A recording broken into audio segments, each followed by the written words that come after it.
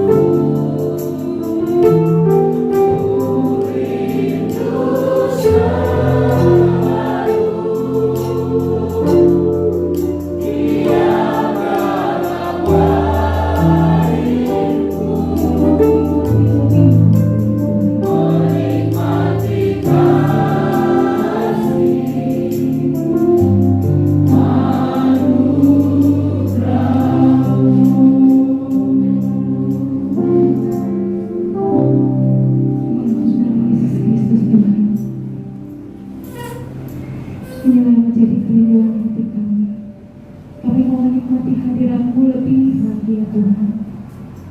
Biarlah itu boleh menjadi ungkapan setiap hati kami yang ada datang pada hari ini. Kami datang beribadah kepadamu Tuhan. Kami memiliki hati yang rindu kepadamu. Untuk Tuhan Yesus, Roh Kudus, memampukan kami untuk memulihkan setiap hati kami, memenuhi setiap kehidupan kami ya Tuhan. Dan pada setiap hari-hari ini, setiap kami dapat melalui kehidupan kami bersama Tuhan, menjalani hari-hari kami bersama Yesus. Kami kuat di dalam Tuhan, karena Yesus adalah pengharapan setiap kami.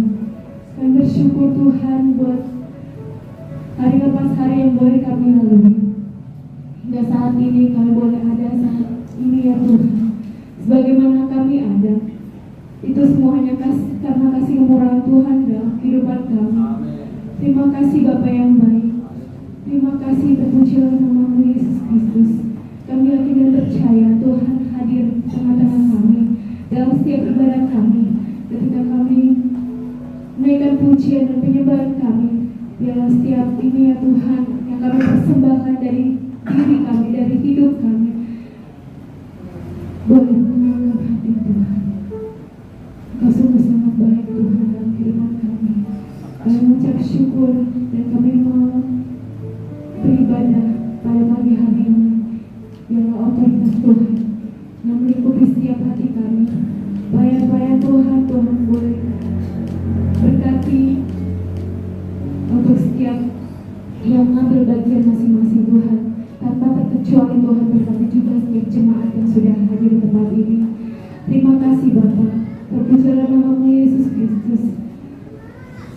Kami berdoa dan ucap syukur dan kami memulai ibadah kami. Haleluya, amin. Kita masih bangkit berdiri saudara. Kita mengucapkan pujian bagi Tuhan. Bahwa Yesus pengharapan kita.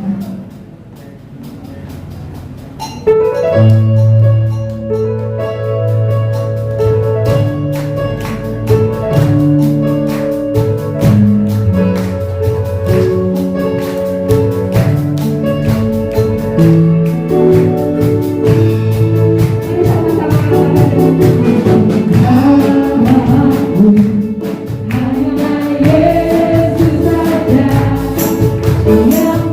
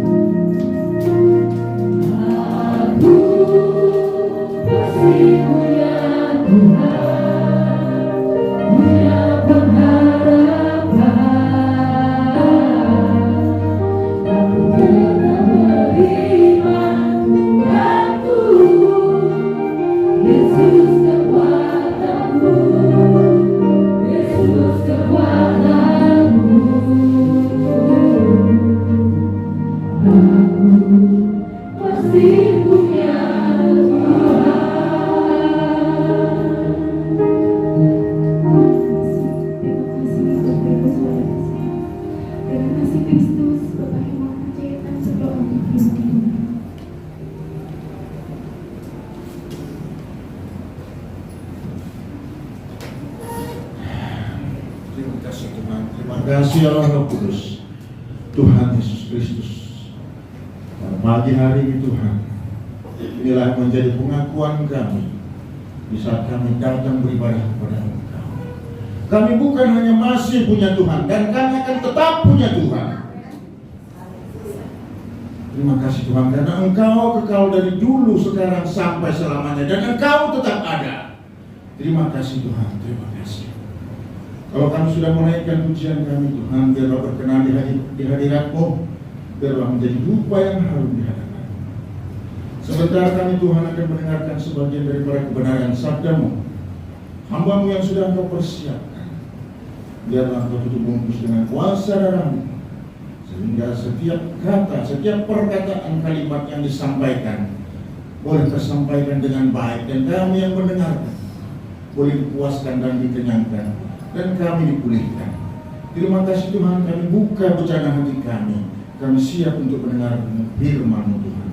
Segala kuasa oknum-oknum yang tidak berkenan dengan pemberitaan firman-Mu, kami usir, kami patahkan di dalam nama Tuhan Yesus Kristus. Biar hanya otoritas Allah saja ada di tengah ruangan ini, terlebih di dalam hati kami. Terima kasih Tuhan, terima kasih. Berfirmanlah, kami siap mendengar. Di dalam nama-Mu Tuhan Yesus Kristus kami mengucap syukur, kami berdoa. Amin. Haleluya. Haleluya. Puji Tuhan. Haleluya. Puji Tuhan. Kita bersyukur pada pagi hari ini. Kalau kita masih ada seperti kita ada, itu semua cuma karena kasih karunia Tuhan. Amin. Kasih buat Tuhan.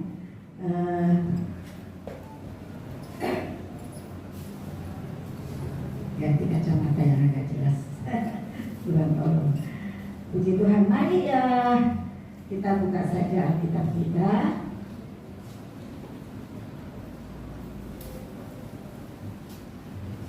Puji Tuhan. Firman Tuhan ini masih ada kaitannya, sambungannya dengan firman Tuhan bulan lalu. Ya. Mari kita buka Alkitab kita di dalam Yohanes 16. Yohanes 16 ayat 1 sampai 4.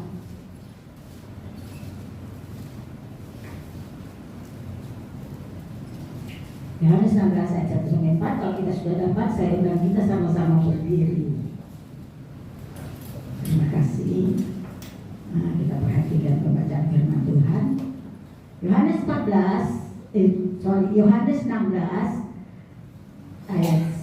ayat 1. Semua ini kukatakan kepadamu supaya kamu jangan kecewa dan menolak aku. Kamu akan dikucilkan, bahkan akan datang saatnya bahwa setiap orang yang membunuh kamu akan menyangka bahwa ia berbuat baik, berbuat bakti kepada Allah. Mereka akan berbuat demikian karena mereka tidak mengenal baik Bapa maupun aku. Tetapi semuanya ini kukatakan kepadamu supaya apabila datang saatnya kamu ingat, ya, apabila tiba saatnya kamu ingat bahwa aku telah mengatakannya kepadamu. Puji Tuhan. Silakan duduk. Haleluya. Saudara yang kekasih, Yesus mengatakan bahwa Yesus sudah mengatakan segala sesuatu yang perlu dia katakan. Dan sebenarnya kita orang percaya ini atau gereja Tuhan, kita adalah gereja-gereja Tuhan. Jadi sebenarnya gereja Tuhan bukan gedung ini, tetapi adalah orang-orang yang ada di dalam eklesia orang yang sudah dipilih itu, ya.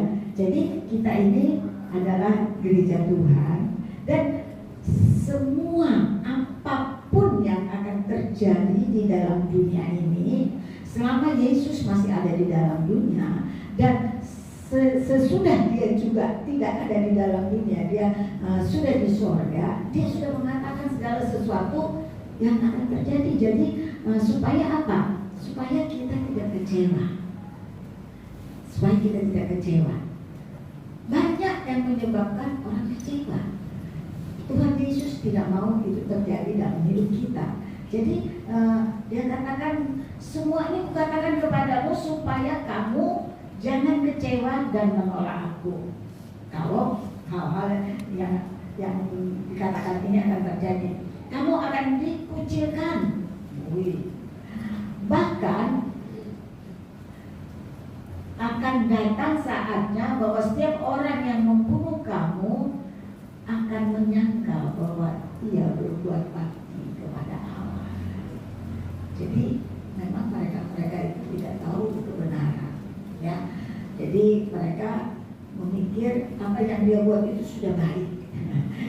Katanya dia kalau membunuh orang yang tidak seiman dengan dia, wah dia dapat pahala, ya, karena dia sudah menolong Allahnya untuk memusnahkan atau menghilangkan orang-orang yang tidak percaya kepada dia. Itu menurut kepikiran dia, tetapi itu tidak benar, ya. Nah, itu yang dikatakan mereka akan berbuat demikian karena mereka tidak mengenal baik, ya, Bapa maupun aku. Ini kata Yesus. Mereka tidak kenal Bapa, tidak mengenal Yesus, baik itu bersama. Maka mereka lakukan itu. Mereka pikir mereka sudah hebat, ya. Tetapi semua ini kukatakan kepadamu supaya apabila datang saatnya kamu ingat aku telah mengatakan kepadamu.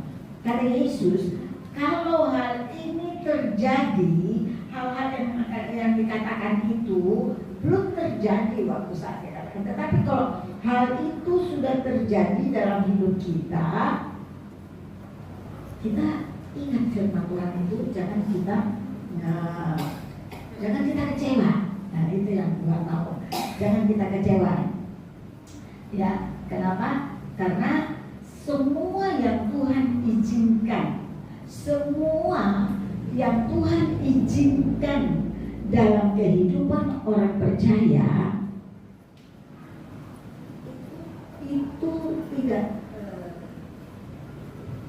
itu tidak terjadi secara kebetulan, ya, tetapi semua itu sudah dirancang oleh Tuhan.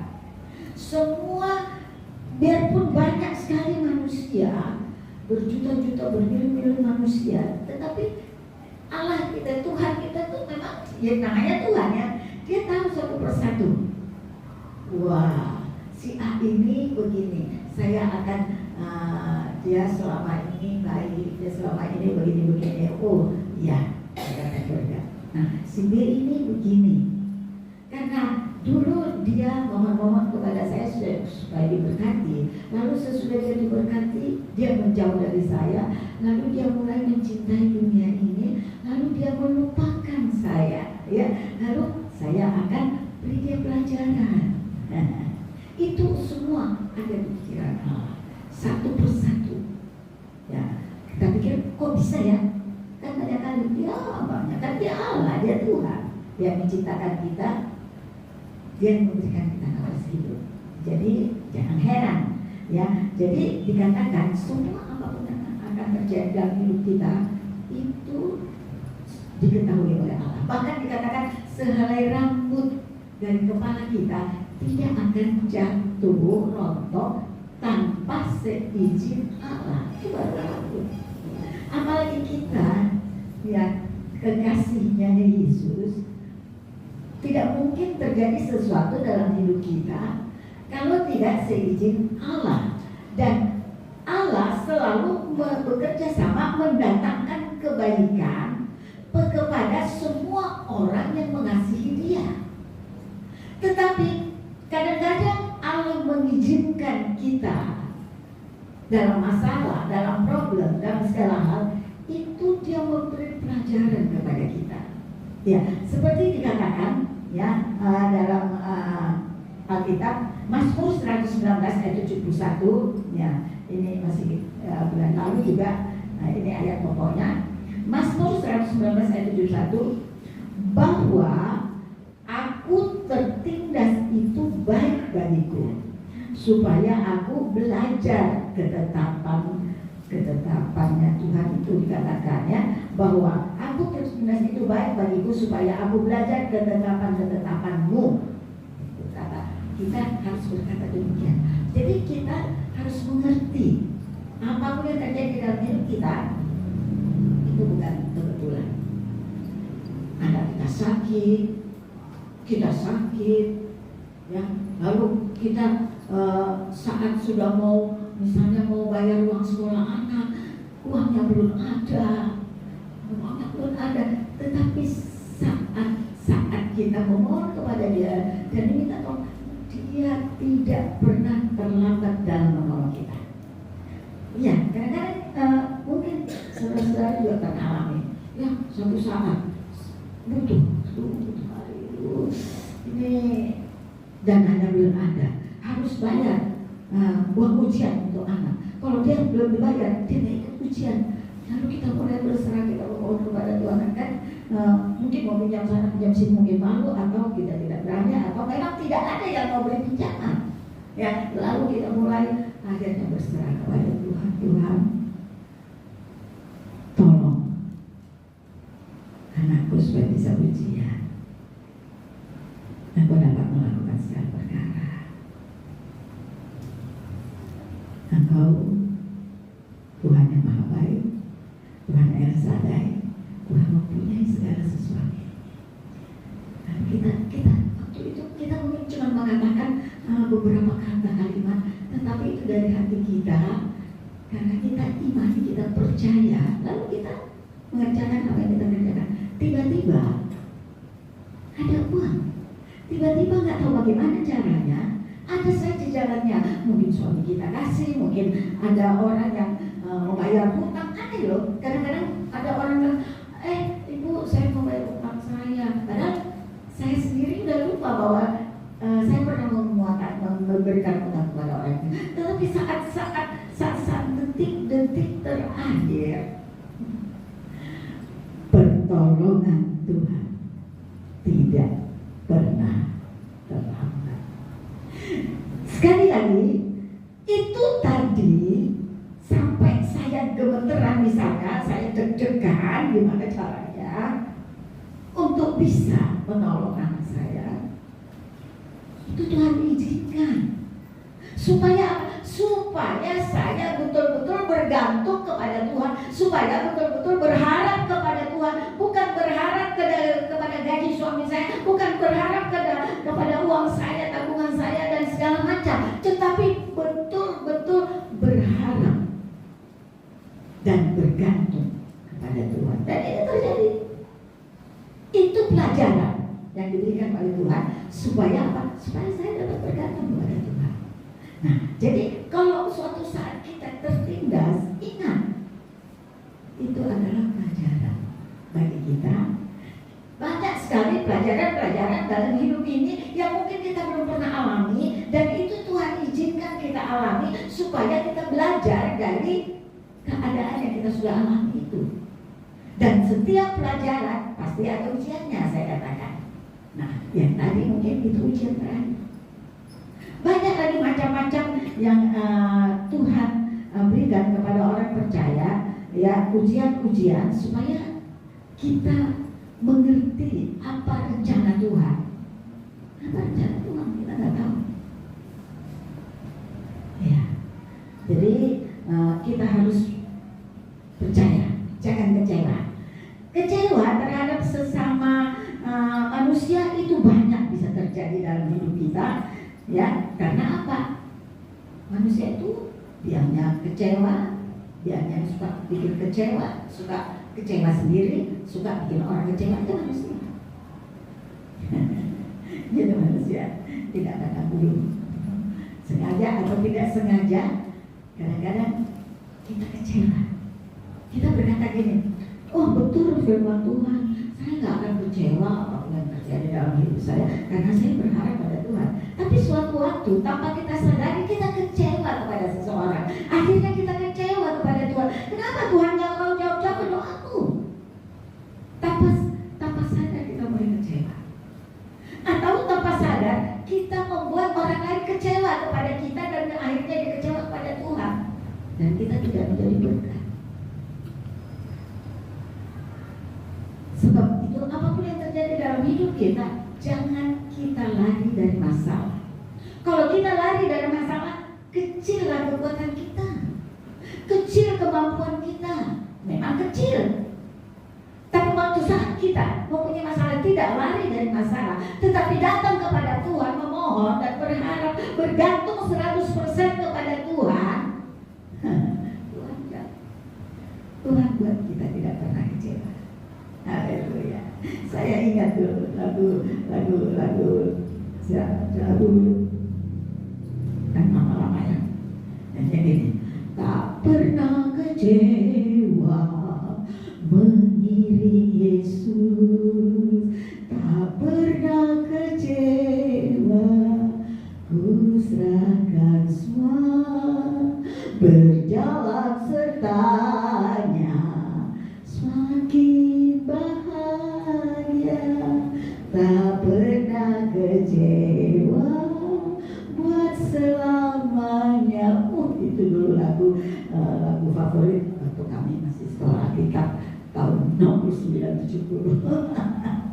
Tapi sekarang lagu itu jarang dinyanyikan. Tetapi lagu itu setiap saat kita mulai merasa, mulai kok begini ya, kita mulai sedih, kita mulai mau kecewa. Ingat lagu itu, tak pernah kecewa mengiring Yesus.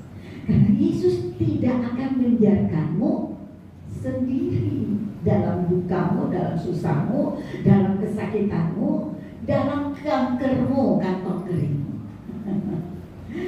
Yesus Tuhan, Dia dapat melakukan segala perkara. Ya, jadi jangan kita pernah kecewa apapun yang terjadi dalam hidup kita. Coba kita sekarang diam, lalu kita mulai bertanya kepada diri kita, pernahkah Tuhan membuat saudara pribadi? Pernahkah saya pribadi kecewa kepada Tuhan? Nah, saudara harus jawab dengan jujur. Bagaimana cara saudara menjawab dengan jujur? Saudara mesti memandang ke belakang, melihat dengan diri ke belakang. Lalu saudara lihat, waktu saya sakit dulu, saya berdoa kepada Tuhan, Tuhan jawab, Tuhan tolong. Waktu saya sakit parah, ya tidak ada orang yang lihat saya jatuh sendiri, tetapi Tuhan kirim orang lain untuk menolong. Ya, waktu saya tidak punya apa-apa, beras kosong, penggaringan kering, waktu saya berharap sama Tuhan, ada aja orang bermakanan. Itu coba saudara pikir, apakah pernah saudara alami hal itu? Waktu tidak punya uang sama sekali, waktu saya tidak punya uang sama sekali, lalu saya buka-buka buku atau buka Alkitab mau baca, tiba-tiba di situ ada uang. Saya menikmati hal-hal yang demikian. Jadi saya hitung-hitung lagi, rasanya nggak pernah Tuhan bikin kecewa saya. Kebanyakan saya yang bikin kecewa Tuhan.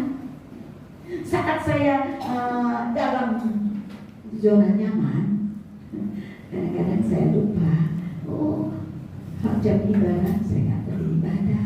Tuhan, saya punya grup atau sosiality saya akan kami mau pergi piknik dulu ke puncak Tuhan.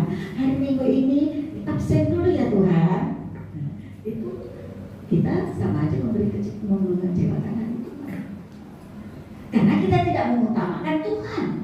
Kan Tuhan bilang, kasihilah Allah Tuhanmu dengan sekuat kuat tenagamu, dengan sekuat akal budimu, dengan sekuat semampu-mampumu.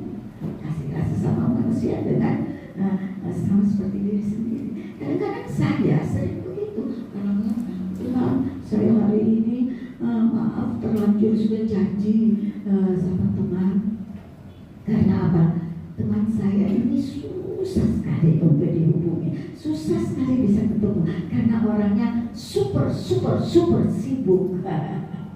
Akhirnya ya korbankan dulu, Tuhan saya nggak ibadah sekali ini, saya mau bertemu dengan, kan saya mengecewakan Tuhan, saya mengutamakan teman saya daripada Tuhan. Nah, banyak hal saya pribadi mengecewakan Tuhan.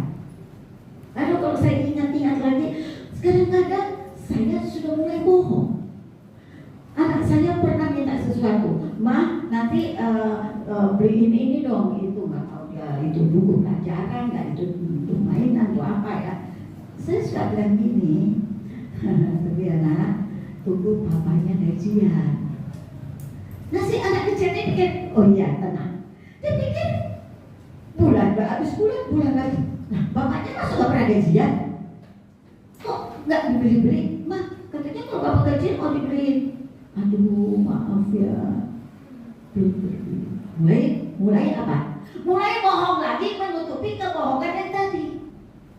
Iya, seringkali kita gitu. Kalau sudah bohong sekali, lalu ada sesuatu orang bertanya atau apa, lalu kita mulai bohong lagi untuk menutupi kebohongan yang pertama. Nah itu akan terus menerus. Kalau kita tidak selesaikan, kita tidak clearkan, kita menjadi anaknya bapak kita yang lama, si iblis. Bapak kita yang lama, iblis itu adalah bapak pembohong. Jadi sorry, jangan kita ikuti itu, jangan ya. Jadi kita jangan kecewa. Mungkin kita kecewa kepada teman yang sudah berjanji begini, nah, tapi dia nggak lakukan janjinya. Lalu mungkin kita kecewa, harapan kita tidak sesuai dengan yang terjadi. Ya, nah itu kita kecewa, tapi jangan berkepanjangan. Saat kita mulai, waduh, ya, saya gini, ya sudah serahkan aja kepada Tuhan. Tuhan, engkau campur tangan.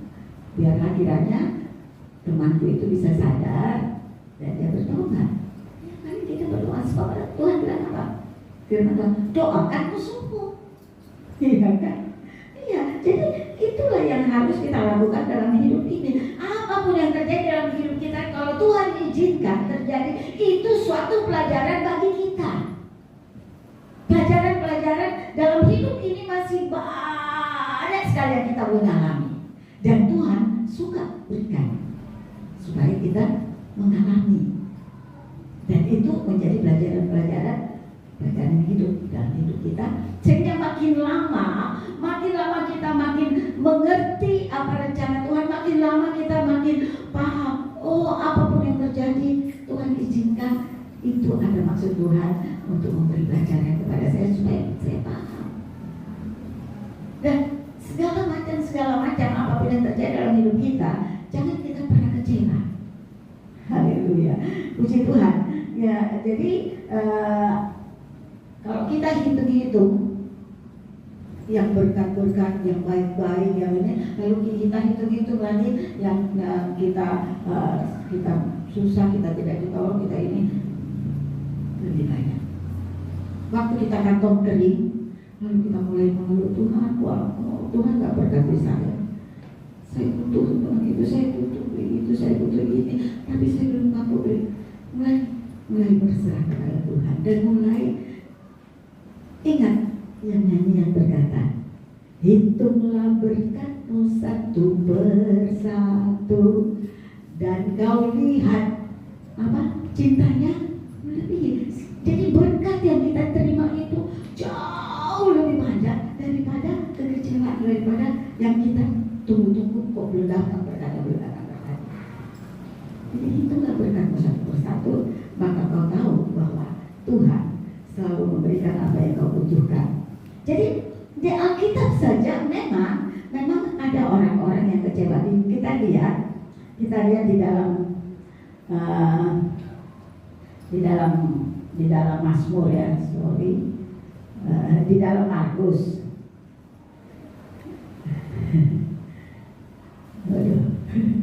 Ya, jadi di dalam Markus kita lihat pernah orang kecewa, ya kan? Jadi kita lihat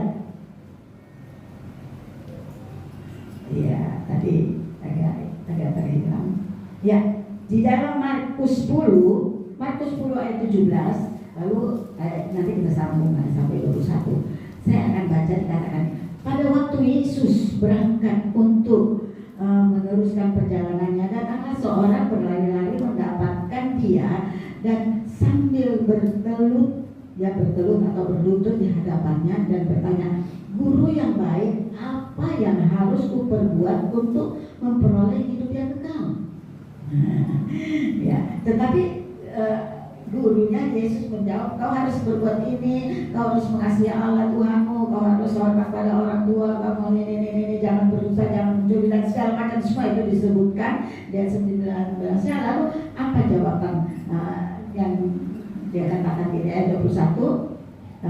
Dia mengatakan bahwa semua itu sudah dia lakukan. Lalu karena dia katakan semua yang dikatakan atau diperintahkan di Alkitab sudah dilakukan pemuda ini, tetapi akhirnya Yesus melihat dia, dan ayat 21 dikatakan, tetapi Yesus memandang dia dan menaruh kasih kepadanya, lalu berkata kepadanya, "Hanya satu lagi kekuranganmu, pergilah jualah apa yang kau miliki dan berikanlah itu kepada orang-orang miskin, maka engkau akan beroleh harta di surga."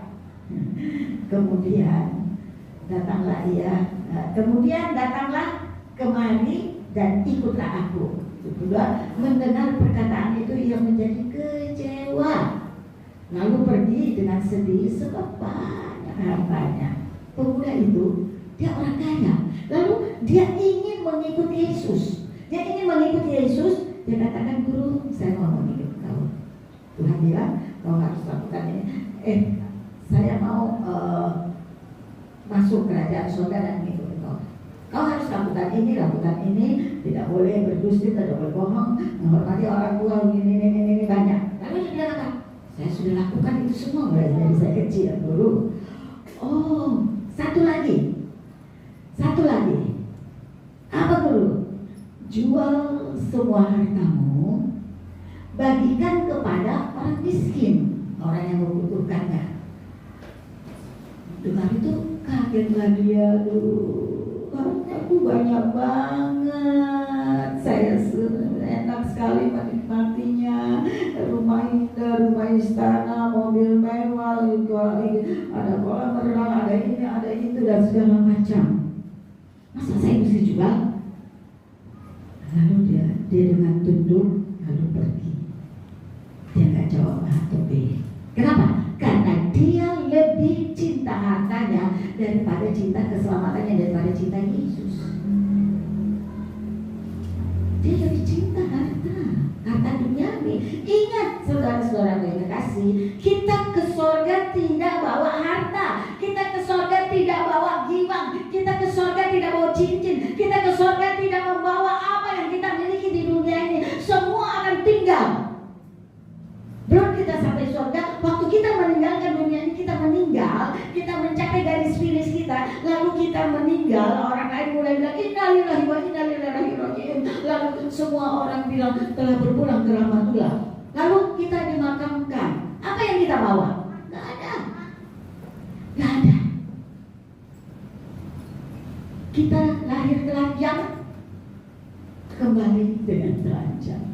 Cuman karena sopan santun, orang yang mau meninggal itu, orang yang sudah meninggal mau dikubur itu dikasih baju supaya apa? Sopan. Karena banyak orang datang, masa dia telanjang? Ya, dikasih yang bagus, laki dikasih jas, perempuan dikasih baju yang bagus. Ya itu karena sopan santun, sebenarnya dia tidak bawa apa-apa. Dia cuma ditidurkan di tempat peristirahatan terakhirnya 1x2. Itulah peristirahatan yang di dalam dunia sebelum penghukuman datang. Jadi sebelum akhir zaman. Kalau akhir zaman datang, orang yang lahir yang mati dalam Tuhan akan dibangkitkan, dan orang yang mati di dalam kebinasaan dia akan binasa dan tetap di situ, dan rohnya akan masuk neraka. Jadi kita lihat, jangan kita pernah kecewa, Allah membuat orang kecewa karena kita akhirnya kalau kita kecewa kita berdosa. Kenapa? Karena kita mulai marah-marah, kita mulai ngedumel, kita mulai ngoceh-ngoceh. Lama-lama kita marah kepada Tuhan, kita berdosa. Jangan kamu kecewa. Haleluya. Semua itu adalah suatu pelajaran yang diberikan kepada kita supaya kita mampu ya di dalam hidup ini.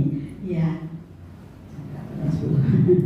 Nah, jadi kalau kita lihat tadi bukan cuman orang kaya itu tadi, pemuda kaya yang kecewa, orang-orang di kampungnya Yesus juga pernah kecewa. Markus 6 ayat 3 dikatakan gini ya, orang waktu Yesus pulang ke kampungnya, dia mau mengadakan, dia kan perjalanan hidup kayak penginjilan keliling dari kota ke kota, dari kampung ke kampung ya. Begitu Yesus pulang kampungnya di Nazaret, bukannya disambut dengan antusias, tetapi orang-orang situ kecewa dan menolak dia. Markus 6 ayat 3. Bukankah ia ini tukang kayu, anak Maria, saudara Yakobus, Yoses, Yudas, dan Simon? Dan bukankah saudara-saudaranya yang perempuan ada bersama kita? Lalu mereka kecewa dan menolak dia karena dia pikir secara jasmani, secara daging, Yesus yang menjadi manusia itu dia lahir dari perawan Maria, dan dia adalah anaknya Yusuf, anak tukang kayu. Kenapa dia tukang kayu? Dia sebetulnya bukan tukang kayu, malah dia cuma kenek tukang kayu, karena bapaknya itu Yusuf itu tukang kayu, dia bantu-bantu, jadi dia cuma kenek tukang kayu, itu jabatannya. Jadi orang-orang kampungnya kecewa, tapi dia nggak tahu, nggak tahu dan tidak mau tahu bahwa sebenarnya itu adalah Yesus, juru selamat yang dapat menyelamatkan mereka. Ya, jadi jangan kita pernah mengecewakan orang atau kita kecewa di dalam segala hal. Kenapa? Karena waktu orang-orang di kampungnya itu kecewa sama dia, mereka tidak terima Yesus, tidak mau mengerti siapa Yesus, tidak mau bertanya siapa Yesus dan apa yang dapat dia lakukan. Sebenarnya mungkin mereka sudah banyak dengar bahwa dia sudah menyembuhkan orang tuli, menyembuhkan orang sakit, membikin orang tepok, orang lumpuh berjalan. Tapi waktu dia ke kampungnya, orang melihat dia cuma keneknya tukang kayu. Saudara-saudaranya semua ada di sana. Apa sih yang bisa dilihat? Apa bedanya dia dengan saudara-saudaranya yang lain? Lalu mereka tidak mau datang, tidak diundang, tidak mau. Akhirnya mereka kecewa. Dan apa yang terjadi dengan kecewa? Tidak dapat keselamatan, tidak diberkati dan tidak dapat keselamatan, dan mereka berdosa karena tidak menerima juru selamat. Iya. Kenapa? Karena kecewa. Karena mereka cuma melihat secara daging, secara manusia biasa, dia cuma anaknya Maria dan Yusuf, dia kerjanya cuma kena tukang kayu. Haleluya. Puji Tuhan. Jangan kita pernah menganggap enteng segala sesuatu, dan jangan kita biasa melihat casingnya luar, melihat casingnya luarnya. Kalau kita melihat luar orang, mungkin orang itu, wah begitu, apa sih lebih dia pakaiannya aja tidak mewah, pakaiannya aja dengan kebanyakan, cara berjalannya, cara ngomongnya. Nggak tahunya sesudah kita lihat di suatu perkumpulan dia adalah doktor, dia adalah guru besar, padahal tadi kelihatannya pakaiannya cuma biasa seperti mama-mama. Sesudah kita lihat apa yang dia katakan, apa yang dia ucapkan, apa yang dia ajarkan, wow, luar biasa. Jangan pernah menilai orang dari luarnya, dari casingnya. Akan bisa apa? Bisa kecewa. Waktu dulu Daud, ya, maka Nabi Allah itu datang karena dia disuruh mengurapi Daud. Daud waktu itu masih remaja. Pipinya merah, ingusnya masih merah-merah. Ya, remaja kecil. Dia kerjanya menggembalakan kambing domba bapaknya. Lalu imam itu datang karena dia diperintahkan Allah untuk mengurapi daun. Mana anakmu? Dia tanya kepada bapaknya. Dia tunjukkan sini, ditunjukkan sini, yang jago, yang hebat, yang ini ditunjukkan. Maju satu-satu. Yang orang itu ganteng, yang orang ini. Dia pikir, dia lihat satu persatu, ini si ganteng, ini si kuat, ini si hebat, ini. Tapi katanya nggak ada. Mana anakmu yang lainnya sih ada? Oh, nggak usah diharap. Anakku yang kecil itu sekarang lagi menggembalakan kambing dombaku di sana di padang rumput. Dia itu masih kecil, masih ingusan, masih merah-merah, gini angka 11-nya masih keluar. Lalu dia bilang dipanggil. Lalu Roh Allah berbicara kepada si nabi ini, imam ini. Lalu mulai dia bilang, ini dia yang saya suruh urapi. Lalu diurapilah dia. Urapi pertama waktu dia masih kecil. Hebat, luar biasa. Bapaknya angkat, saudaranya angkat. Siapa sih lu? Tuh anak kecil. Hah, lu mau apa sih, bisa apa? Jadi waktu imam itu datang, nggak ditunggu si Daud. Padahal dia yang dicari. Jangan lihat orang dari casingnya. Jangan lihat orang dari penampilannya. Lihat apa yang ada di dalam. Orang kampung Nazaret melihat Yesus, dia cuma manusia biasa. Dia memang dia Allah 100%, manusia 100%. Dia cuma manusia biasa. Kok apa lebihnya sih? Dia kan cuma anaknya si Maria sama Yusuf. Dia kan cuma keneknya tukang kayu. Apa yang mau kita hormati dari? Apa yang kita bisa terima dari dia? Puji Tuhan. Jangan pernah kecewa. Apapun yang terjadi dalam hidupmu, teruslah berharap kepada Tuhan. Waktu engkau mengalami sesuatu, sudah susah, sesuatu yang sangat emergensi, perlu pertolongan, perlu saat ini dibutuhkan, jalan terbuka dibutuhkan, uang dibutuhkan, sesuatu dibutuhkan, kesembuhan dan segala macam. Mulai panggil Yesus. Jangan kecewa. Ingat kata lagu itu, tak pernah kecewa mengiring Yesus, tak pernah kecewa, ku serahkan semua, berjalan serta Yesus, tidak pernah kecewa. Dia akan menuntun dari hari ke hari, dari jam ke jam. Kita anak-anak Allah. Ingat, engkau bukan orang dunia biasa. Kita adalah keluarga negaraan, kita adalah warga negara surga. Karena Bapa kita ada di surga. Dan kita akan mendapatkan hak waris daripada Bapa kita itu. Apa? Surga kekal. Haleluya.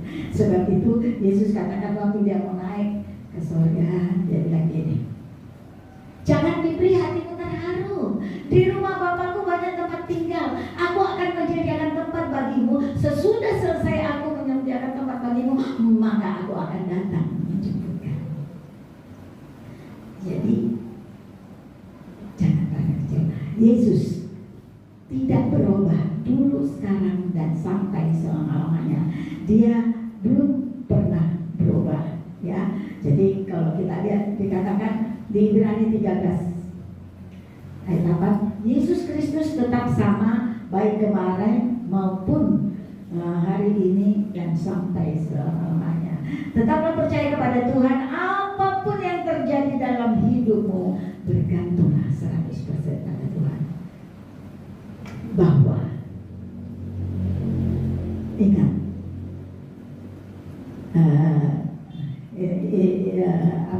ayat asnya, ya, bahwa aku bertindas itu baik bagiku supaya aku belajar ketetapan.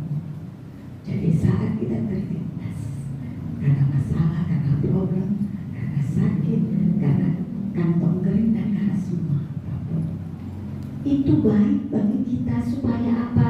Kita mengerti ketetapan Allah, dan kita ngerti pada saat-saat terakhir pertolongan Tuhan tidak pernah terlambat. Puji Tuhan. Katakan, aku masih punya Tuhan. Kita nyanyikan lagu ini, dan apapun yang terjadi dalam hidup kita, jangan kita kecewa. Ingat, aku masih punya Tuhan, punya pengharapan. Aku tetap beriman. Tuhanku Yesus kekuatanku. Haleluya. Yesus kekuatanku. Haleluya. Aku masih punya Tuhan. Terima kasih. Kita nyanyikan lagu ini. Apapun yang terjadi, jangan kita kabur, jangan kita lari, jangan kita mulai kecewa. Ya, katakan, aku masih punya Tuhan. Silakan.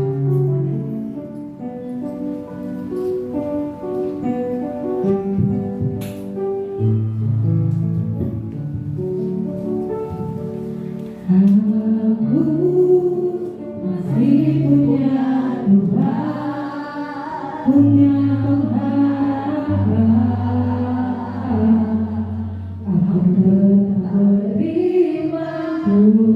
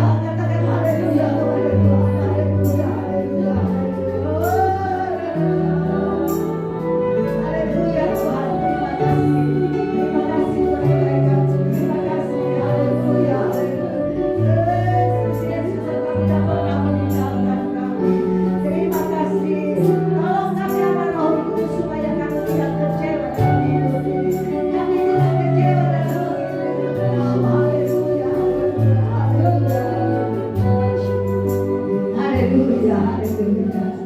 Haleluya, haleluya. Haleluya, terima kasih Tuhan. Terima kasih Yesus. Berkati firman-Mu Tuhan. Menteraikan firman-Mu dalam hati kepikiran kami. Allah Roh Kudus, Engkau mencerahkan firman-Mu, kami dapat memahami, kami dapat mengerti Tuhan. Dan kami tidak pernah mau kecewa apapun yang terjadi. Kami tidak mau pernah kecewa kepadamu, karena kami punya Tuhan yang baik, yang selalu menopang dan menolong kami. Kami tidak pernah ditinggalkan oleh Tuhan. Itu kami imani Tuhan. Terima kasih berkati semua orang yang sudah mendengarkan firman-Mu, supaya mereka terus dapat beriman kepada Tuhan dan tidak pernah akan kecewa mengiringi Yesus. Terima kasih Tuhan. Sebentar kami akan memberikan korban kami untuk pekerjaan di tempat ini. Kiranya Engkau akan balas berlipat-lipat kali ganda sesuai dengan janji firman-Mu. Haleluya, haleluya, amin. Ya, silakan kita berkorban. Haleluya. Berkorban terus sampai Tuhan kembali. Haleluya.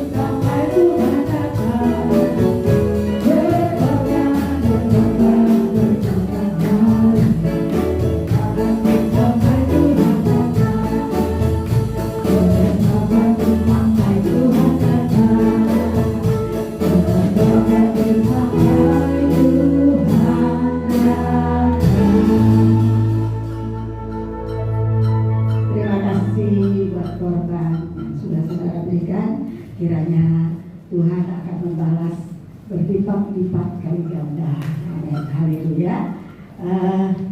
Pengumuman, ada pengumuman? Tidak.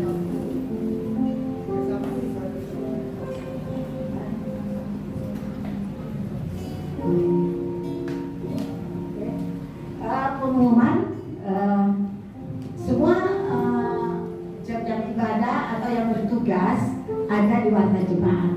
Jangan lupa Sabtu besok ada ibadah kaum pria dan wanita jam 5 sore. Ya, diharap semua hadir supaya mendapatkan berkat. Puji Tuhan. Jangan lupa diakonia dari kita untuk kita. Serahkan kepada Bapak Ibu Siregar yang belum terdaftar. Diakonia berdaftar, mendaftar. Ya, sebenarnya di diakonia ini diwajibkan, ya, supaya kita satu sama lain saling dapat menopang. Tidak ada pemain lain. Mari kita sama-sama berdiri. Kita mau tutup ibadah ini. Kami memuji kebesaran.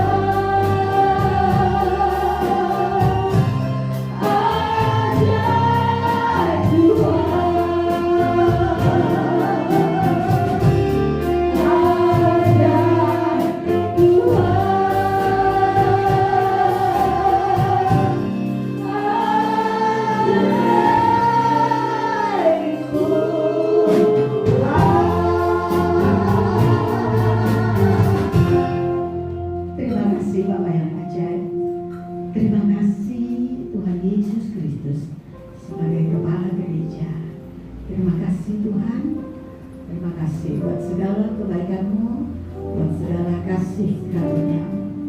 Terima kasih Tuhan, firman-Mu biarlah Kau berkati supaya kami semua mengerti, memahami firman-Mu, supaya kami tidak pernah kecewa apapun yang terjadi dalam hidup kami, sebab kami tahu Engkau katakan di dalam kami keterburukan, di dalam kami mendapatkan masalah, problem itu supaya kami dapat belajar dan kami boleh mengerti kehendak-Mu dan rencana-Mu. Terima kasih Tuhan, berkati semua umat-Mu, mereka sementara akan pulang bernak mereka masing-masing.